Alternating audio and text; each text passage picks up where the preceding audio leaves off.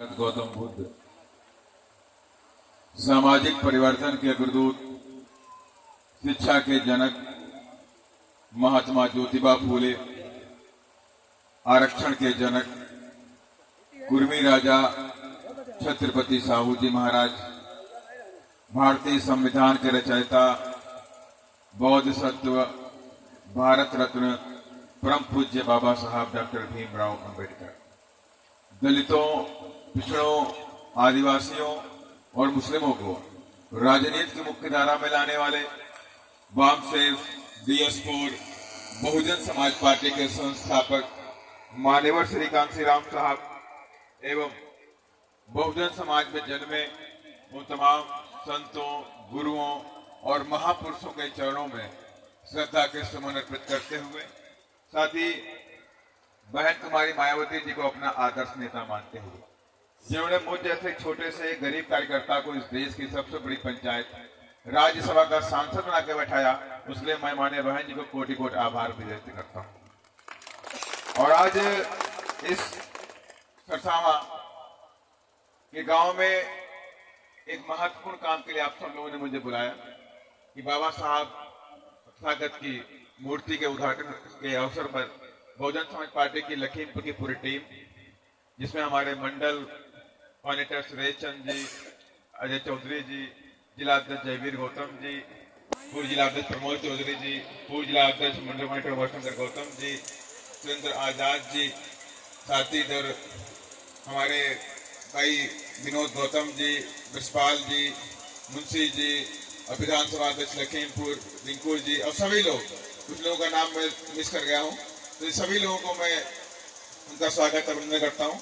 और साथ ही मेरे सामने बैठे हुए मेरे समाज के तमाम मेरी माताएं, बहनें, युवा, पिता तुल्य बुजुर्गों, आप सभी लोगों का मैं स्वागत अभिनंदन करता हूँ। क्रांतिकारी जय भीम कर, क्योंकि एक महत्वपूर्ण काम आप सभी लोगों ने किया है कि आज इस गांव के अंदर आप सभी लोगों ने बाबा साहब तथागत की मूर्ति का उद्घाटन कर दिया और आज से गांव ही पवित्र होगा। बाबा साहब की विचारधारा और तथागत की जो करुणा है वो आप सभी के ऊपर बरसेगी, तथागत की आशीर्वाद जो आपको मिलता रहेगा।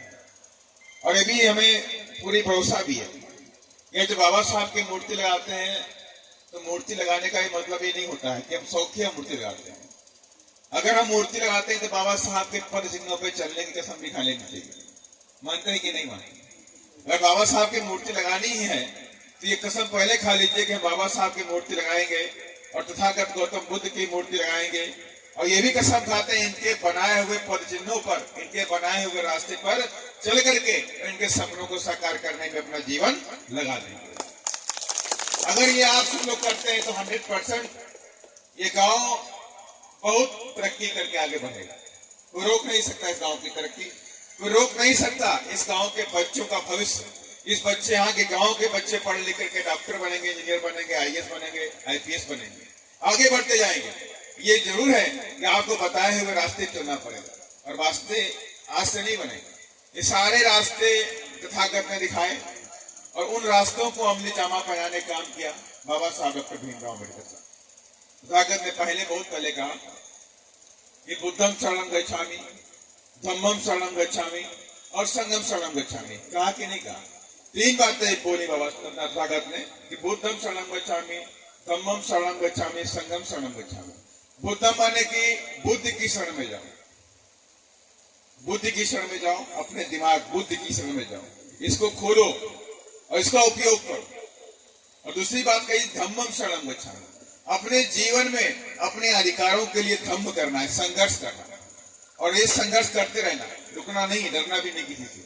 और तीसरी बात कही संगम शरणम गच्छामि, कि आप सभी लोग एक होकर के संघ की शरण में जाओ, और जिस दिन एक हो जाओगे उसी दिन आप इस देश के राजा बन जाओ। ये बात तथागत ने पहले बोली और उसी का अनुसरण करते हुए बाबा साहब ने बोला।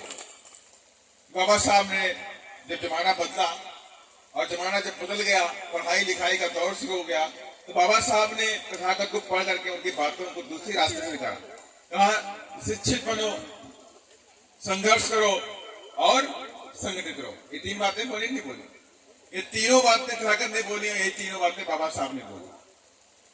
कि कहा अगर मेरे बच्चों, अगर आपके घर में 2 रोटी है तो 1 रोटी खाना, लेकिन अपने बच्चों को शिक्षित जरूर कर देना, क्योंकि शिक्षा वो शेरनी का दूध है, जो पिएगा वो दहाड़ेगा। ये बात बाबा साहब ने कही। और दूसरी बात बाबा साहब ने कही कि मेरे बच्चों, आपको संघर्ष करना है, कि आपको जीवन भर संघर्ष करना है। बहुजनों का जीवन ही संघर्ष है और संघर्ष ही तुम्हारा जीवन है। और तुम्हें तब तक संघर्ष करते रहना कि जब तक बड़ी से बड़ी कामयाबी तुम्हारे कदम न चूम ले, तब तक आपको रुकना नहीं है। ये बात बाबा साहब ने कही। और तीसरी बात बाबा साहब ने कही कि मेरे बच्चों, आप सबको यूनाइट योरसेल्फ, एक हो जाओ, और जिस दिन आप सब एक हो जाओगे उसी दिन इस देश की गद्दी पर आप बैठ जाओ। और आज तक हम गद्दी पर नहीं बैठे। अगर आप इस देश की गद्दी पर बैठ जाएंगे, उसी दिन आपके जीवन के सारे दुख, तकलीफ, गरीबी, अत्याचार, जुल्म, जाति, ये सब खत्म हो जाए। जब राजा बन जाएंगे तो किसी की हिम्मत नहीं है कि हमारी बहू बेटियों की तरफ बुरी नजर से देख ले, हमारे नौजवान बच्चों को मार दे, कोई थाने पे मार दे, कोई घर बुला के मार दे, कोई बेरोजगारी कराए, कोई बेगारी कराए। क्या पॉसिबल है कि राजा महाराजाओं के बच्चों को मारता है? जब आप राजा बन जाओगे, दिल्ली गद्दी बैठ जाओगे, तो किसी की हिम्मत नहीं है कि हमारी बहू बेटियों की तरफ आंख उठा करके देखेगी। और ये बात बाबा साहब की मूर्ति भी बोलती है। बाबा साहब मैसेंजर थे, हम सबको अपना संदेशा देते हैं। और बाबा साहब की मूर्ति में भी संदेशा है। बाबा साहब की मूर्ति में बाएं हाथ में संविधान और दाहिने हाथ के उंगलियों का इशारा होता है। और बाबा साहब ने कहा, मेरे बच्चों, जब तक तुम्हारे शरीर में खून का आखिरी कतरा है, तब तक आपको अपने संविधान की रक्षा करनी होगी। और ये भी कहा कि जाओ मेरे बच्चों, उस कैप्चर टेम्पल ऑफ पावर शक्ति के मंदिर पे कब्जा करो। कहा, जाओ मेरे बच्चों, capture temple of power for your इमांसिपेशन, उस शक्ति के मंदिर पे कब्जा कर लो अपने उत्थान के लिए।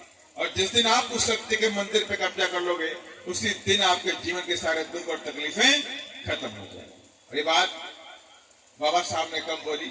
आज से करीब 75, 76, 80 मान लेते 80 साल लगभग पहले बोली, 45, 46 में बोली। और आज तक बाबा साहब का सपना नहीं पूरा हुआ। क्या आज तक सपना पूरा हो पाया? आज तक बाबा साहब का सपना नहीं पूरा हुआ। सम्राट अशोक के बाद इस देश के अंदर बहुजन समाज के लोग इस देश में कभी शासक नहीं बने, कभी शासक नहीं बने। और आप अगर सरकारों की बात करें तो ओबीसी समाज से दलगोड़ा भी आते थे, और कई लोग ओबीसी समाज से बने, लेकिन उन लोगों ने बहुजन समाज के लिए खेत में कोई काम नहीं किया, क्योंकि जो जिस पार्टी से बन के आए उनकी विचारधारा नहीं थी।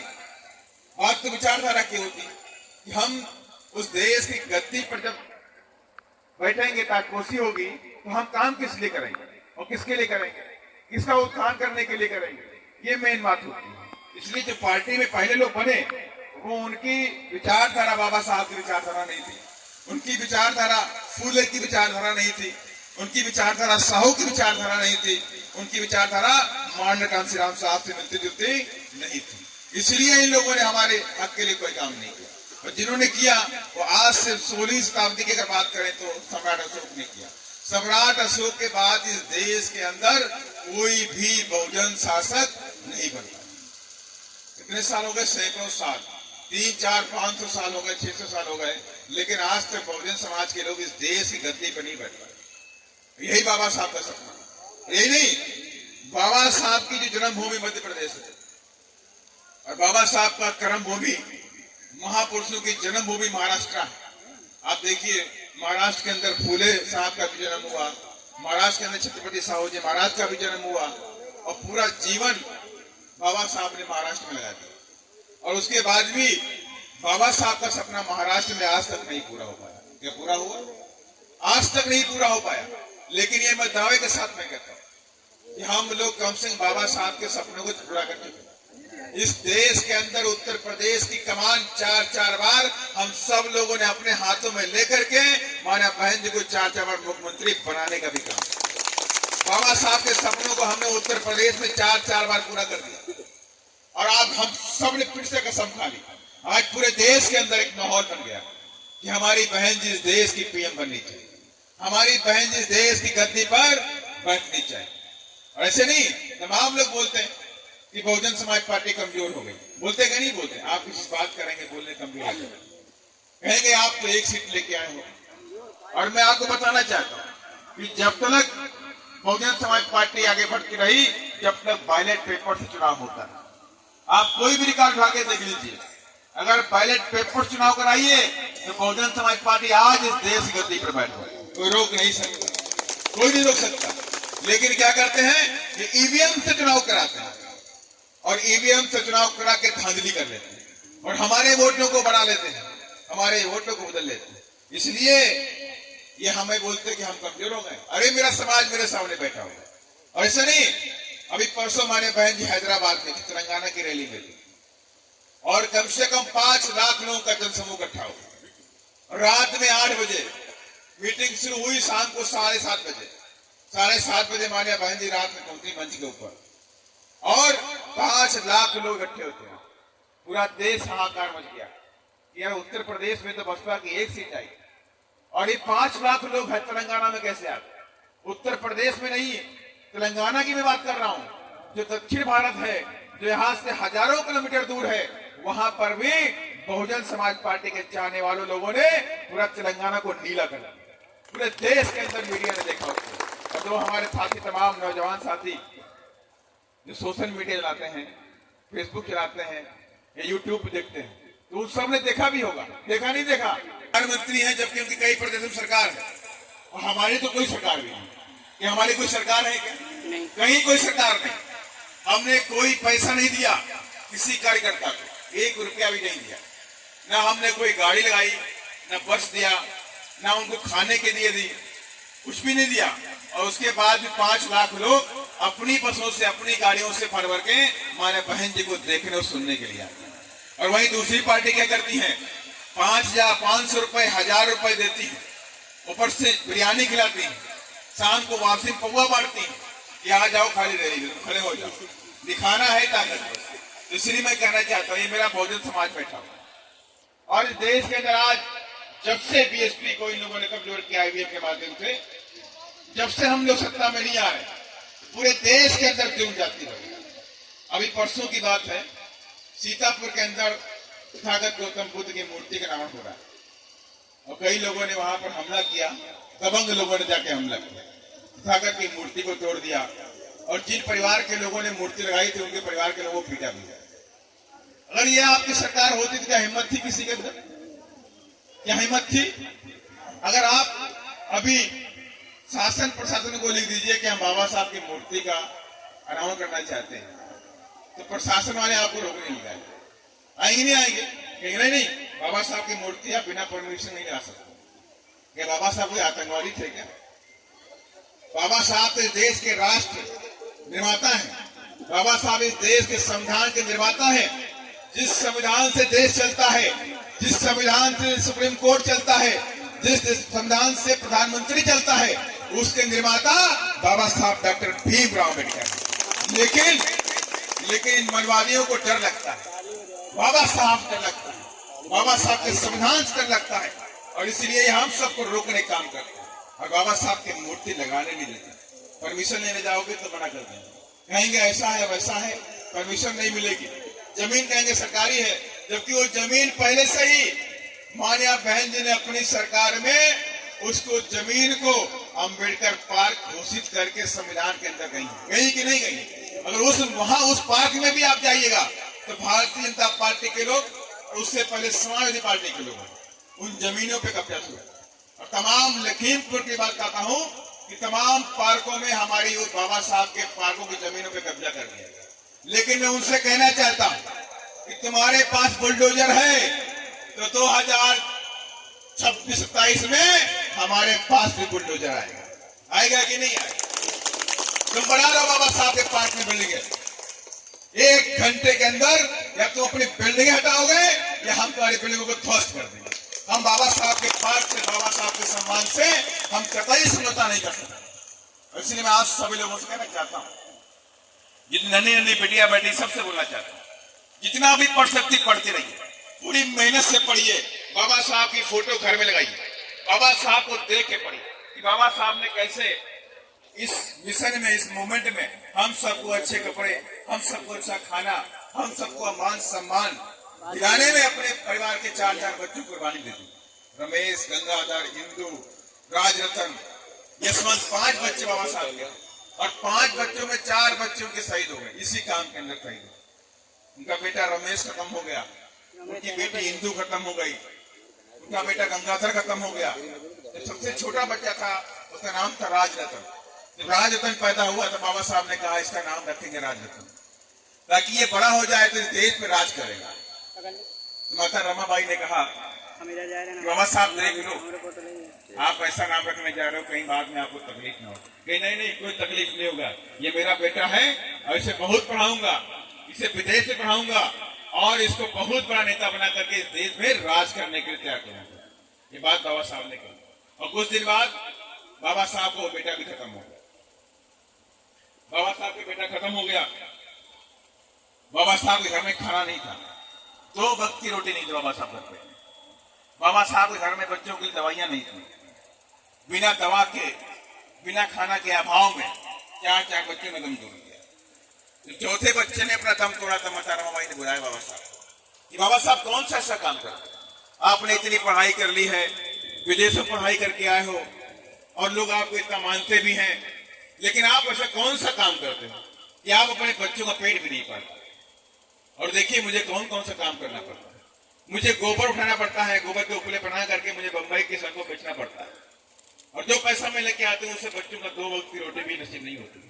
और आपके पास जो पैसा होता है आप उससे किताबें ले लेते हो, आप पढ़ाई करते रहते हो, और आप इस पढ़ाई से क्या करना चाहते हो, और आपकी इस पढ़ाई ने मेरे 4000 बच्चों की जान ली। अरे बंद कर दीजिए, जिस समाज के लिए आप काम करते हो समाज जो आपके लिए खड़ा नहीं हुआ, आपके बच्चों की उसने दवाई नहीं कराई।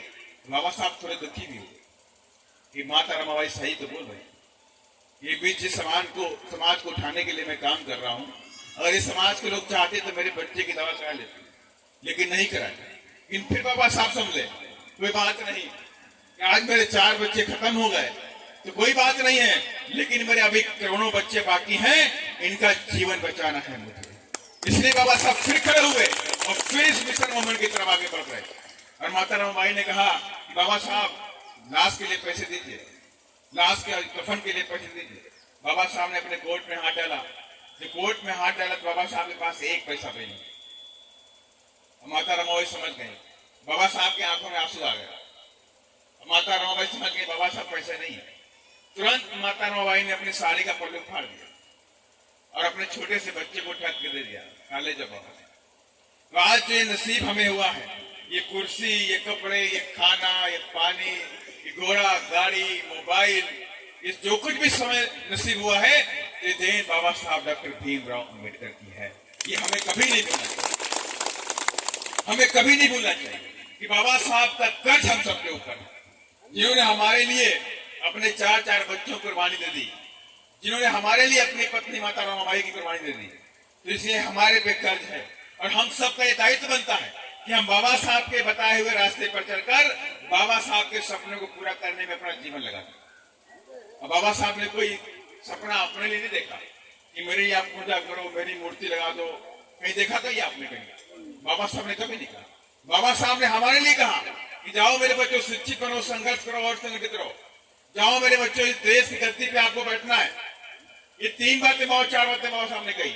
ये सपना बाबा साहब का है, लेकिन ये सपना आज तक नहीं पूरा हुआ। अगर इस देश के अंदर बाबा साहब का सपना पूरा हो गया होता तो आज पूरे देश के अंदर हमारे जुर्म जागते होते। मैं बहुत सारे प्रदेश देखता हूँ। मैं लखीमपुर, शायद लोग जानते हैं, लोग पूरी टीम बैठी है बीएसपी की। मैं लखीमपुर 1 महीने में 1 बार आता हूँ। पिछली बार भी 8 तारीख को आया था और आज भी 8 ही 9 हो गई, कल आया था शाम को। कल मैं आज शाम को निकल जाऊंगा पटना के लिए। 1 महीने में 1 बार आता।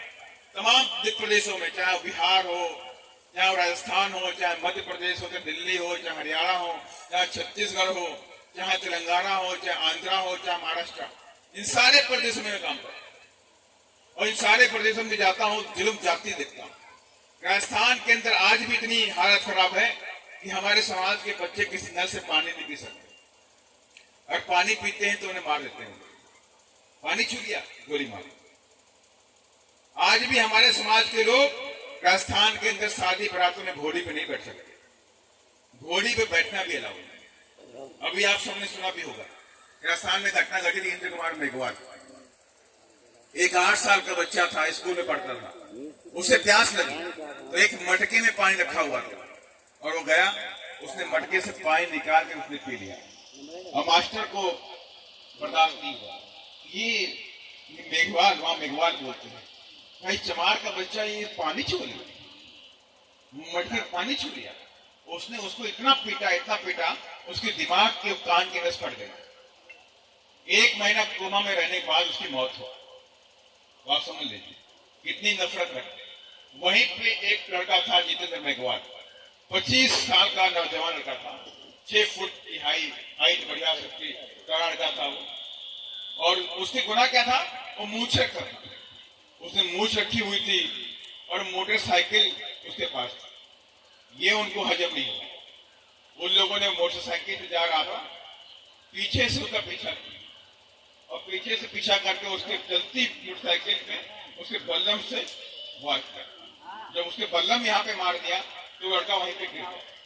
जब गिर गया तो उसके ऊपर 72 बार चाकू से गोदा, उसे वहीं पे मार दिया। ये घटना नहीं है, ये तमाम ऐसी घटनाएं वहां होती। ऐसे ही आपके इलाहाबाद के आगे आप जाएंगे, मध्य प्रदेश पड़ता है, नाम है रीवा, सतना की सीमेंट आती थी, आपको याद होगी।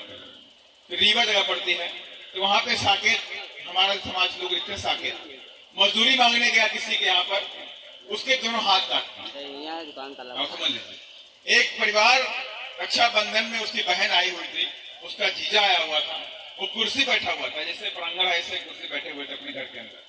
कोई मनवारी मोटरसाइकिल से निकला, उसने देखा कि यार ये साकेत तो कुर्सी बैठे हुए और मुझे देख रहे हैं, इतनी हिम्मत न होगी, ये कुर्सी कैसे बैठे हुए। रात में आया और 3 लोगों को गोली मारी। 3 लोग, उसकी बहन को गोली मारी, उसके जीजा को गोली मारी, उसकी पत्नी को गोली मारी, 3 लोग गोली मारी। उसको जेल हुई, 4 महीने जेल में रहा, 5वें महीने फिर छूटा। छूटने के बाद उसने क्या किया, फिर रात में आया, रात में आकर उस आदमी को मार दिया, उसकी मां को मार दिया, उसके दोनों बच्चों को मार दिया। अब आप समझ लीजिए कितनी हिम्मत इन लोगों की, अत्याचार कितना करते हैं हमारे। और ये अत्याचार ऐसे रुकने वाला नहीं है। अत्याचार जब रुकेगा जब आप इस देश की गद्दी पर बैठ गए हो। जिस दिन आप गद्दी पर जाओगे, आप सबको याद भी होगा, जब बहन जी 4 बार मुख्यमंत्री बनी तो किसी के अंदर हिम्मत थी कि हमारी बहू बेटे की तरफ आंख उठाकर देख ले? तो रे बोल देगा, किसी की हिम्मत थी? किसी की हिम्मत नहीं थी। इसलिए मैं आप सब यूज करना चाहता हूं, सत्ता हमें चाहिए और बिना सत्ता के हम पर जुल्म जाती होती रहेगी।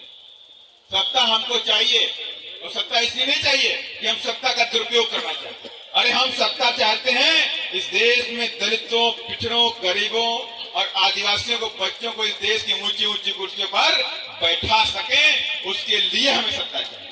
हमें किसी का अत्याचार नहीं करना, हमें किसी का अत्याचार नहीं करना, लेकिन अत्याचार हमको बर्दाश्त भी नहीं करना। हम अत्याचार को मिटा कर रख देंगे, हम जुल्म जाति को मिटा कर रख देंगे, गुंडागर्दी खत्म करके रखेंगे। ये इसलिए हमको सत्ता चाहिए। इसलिए सत्ता की भूख होनी चाहिए, हर व्यक्ति के अंदर सत्ता की भूख होनी चाहिए और हम सबका दायित्व बनता है। ये बहुजन समाज पार्टी, नीला झंडा, हाथ के निशान, ये हमारा मान और सम्मान है। इसका डंडा और झंडा मजबूत होना चाहिए, होना नहीं चाहिए, बताइए। इसका डंडा और झंडा हमेशा मजबूत होना चाहिए और हमेशा मजबूत हाथों पर रहना भी चाहिए। जहां पे वक्त पड़े डंडा दिखा दीजिए और जहां पे वक्त पड़े वहां झंडा दिखा दीजिए। इसलिए डंडा और झंडा मजबूत होना चाहिए। ये हमारा मान सम्मान और मान, ये हमारी रक्षा करता है, हमारे बच्चों के भविष्य के बारे में सोचता है। अब आज आदरणीय बहन जी इतने सालों हो गई, 67 साल की उम्र की हो रही, और आज भी बहन जी 24 घंटे हम सबके बारे में सोचते हैं। मैं तो बहुत बार मिलता रहता हूँ, महीने में 4-5 बार मिला होता है, महीने में 8-10 बार फोन से बात जाती बहन जी। और बहन जी इतनी उम्र में भी आज अपने परिवार के साथ नहीं रहते। आप लोग सोचते होंगे कि परिवार के लोग हैं, सारे लोग साथ में रहते होंगे, आज भी बहन जी अकेले रहती है। परिवार के लोगों को मिलना होता है बहन जी से तो परमिशन लेते हैं कि बहन जी मैं मिलना चाहता हूँ, आपके पास समय है कि नहीं। बहन जी बोलते अगर मैं परिवार के साथ में रहूंगी तो मैं अपने समाज के लिए काम नहीं कर सकता, मैं तो परिवार में पड़ जाऊंगी। कोई परिवार का ये बोलेगा, फिर वो बोलेगा, ये खाना वो पीना। अरे भाई, इसके लिए मैंने शादी नहीं की, मैंने परिवार नहीं बसाया ताकि मैं अपने समाज के बच्चों के लिए काम कर सके, उनको आगे बढ़ा सकूं। मैं परिवार के साथ में नहीं रहती। बहन जी आज भी अकेले रहती है और हमेशा रात में मीटिंग, 12 बजे मीटिंग, कहीं दिन में मीटिंग, कहीं फोन में मीटिंग, रात दिन काम करती है। कहीं लिखना है, कहीं पढ़ना है, इसी सारे कामों में बहन जी पूरी तरह से लगी रहती। इसलिए मैं आप सभी लोगों से कहना चाहता हूँ कि गलती से भी हमें अपने वोटों का सौदा नहीं करना चाहिए। ये वोट की जो ताकत बाबा साहब ने हम सबको दी है, ये वोट ही हमको इस देश में राजा बनाने के लिए दी। आप सबको मालूम होगा कि हम लोग इस देश में लंबे अरसे तक, हजारों साल हम लोग इस देश में गुलाम बनाएगा। मानते हैं कि नहीं मानते? हजारों साल गुलाम बनाएगा। कोई भी देवी देवता या कोई भी मसीहा